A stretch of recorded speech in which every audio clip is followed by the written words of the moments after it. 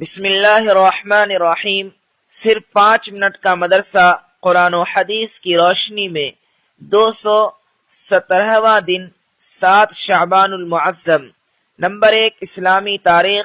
حضرت امیر معاویہ رضی اللہ عنہ کی عادات و اخلاق۔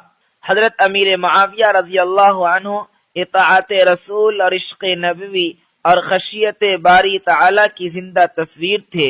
حلم بردباری کا یہ حال تھا کہ مخالفین سخت کلامی سے پیش آتے مگر آپ ہنسی میں ٹال دیتے۔ حضرت قبیصہ بن جابر رضی اللہ عنہ کہتے ہیں کہ میں نے حضرت معاویہ رضی اللہ عنہ سے بڑھ کر کسی کو نرم مزاج نہیں پایا۔ بسا اوقات برا بھلا کہنے والوں کو انعام و اکرام سے نوازتے اور فرماتے، جو مزہ مجھے غصہ پی جانے میں ملتا ہے وہ کسی چیز میں نہیں ملتا۔ عشق رسول کی بنا پر وہ آپ صلی اللہ علیہ وسلم کے بال اور ناخن حفاظت سے رکھے ہوئے تھے، جن کے بارے میں وفات سے پہلے وصیت فرمائی کہ حضور صلی اللہ علیہ وسلم کے بال اور ناخن مرنے کے بعد میری آنکھ، کان اور ناک میں رکھ کر اللہ کے حوالے کر دینا، اور حضور صلی اللہ علیہ وسلم کی چادر میں مجھے کفن دے دینا۔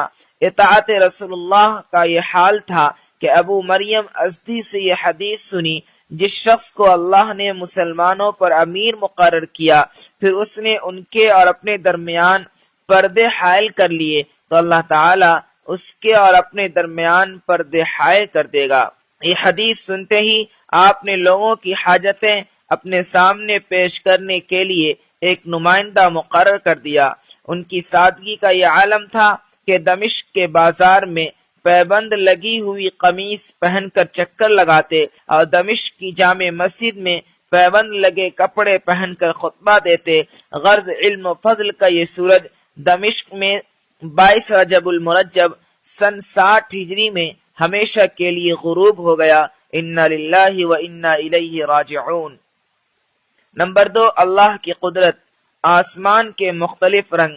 اللہ تعالی نے آسمان پیدا کر کے 4 یعنی CMY کے رنگوں سے مزین کیا، لیکن جب ان رنگوں میں سے ایک کا اثر زیادہ اور دوسرے کا کم ہو جاتا تو تیسرا رنگ پیدا ہوتا۔ الغرض رنگوں کی کمی زیادتی سے آسمان کبھی نیلا، کبھی پیلا تو کبھی لال اور نہ جانے کیسے کیسے رنگوں میں خود بخود بدل کر خوبصورت نظر آتا ہے۔ پھر اس میں سے سورج، چاند اور ستارے سب کے لیے الگ الگ راستے ہیں، جو اپنے اپنے راستے سے آتا جاتا، نکلتا اور چھپتا ہے، جبکہ آسمان پر نہ راستے نظر آ رہے ہیں اور نہ رنگ بنانے کا خزانہ نظر آ رہا ہے۔ آخر یہ سارا نظام کہاں سے چل رہا ہے؟ بے شک یہ سب اللہ کی قدرت کا نمونہ ہے۔ نمبر 3، ایک فرض کے بارے میں۔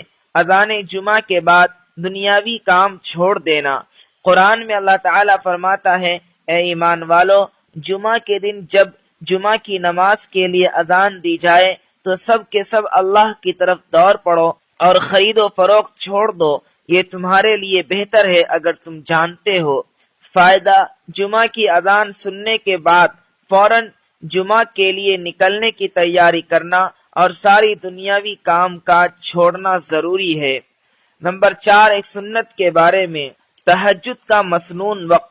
حضرت اسود رضی اللہ عنہ بیان کرتے ہیں کہ میں نے حضرت عائشہ رضی اللہ عنہ سے حضور صلی اللہ علیہ وسلم کی رات کی نماز کے بارے میں پوچھا تو فرمایا، شروع رات میں سو جاتے اور آخر شب میں بیدار ہوتے اور نماز پڑھتے، پھر واپس بستر پر تشریف لے آتے، اور جب اذان ہوتی تو آپ صلی اللہ علیہ وسلم بستر سے اٹھتے اور غسل کی حاجت ہوتی تو غسل فرماتے، ورنہ وضو کر کے مسجد چلے جاتے۔ نمبر 5، ایک اہم عمل کی فضیلت۔ اللہ کے راستے میں خرچ کرنے کا ثواب۔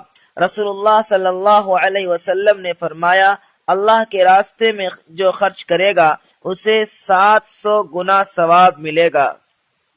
نمبر 6، ایک گناہ کے بارے میں۔ ہلاک کرنے والی چیزیں۔ رسول اللہ صلی اللہ علیہ وسلم نے فرمایا، ہلاک کرنے والی 7 چیزوں سے بچو۔ لوگوں نے پوچھا وہ کیا ہیں؟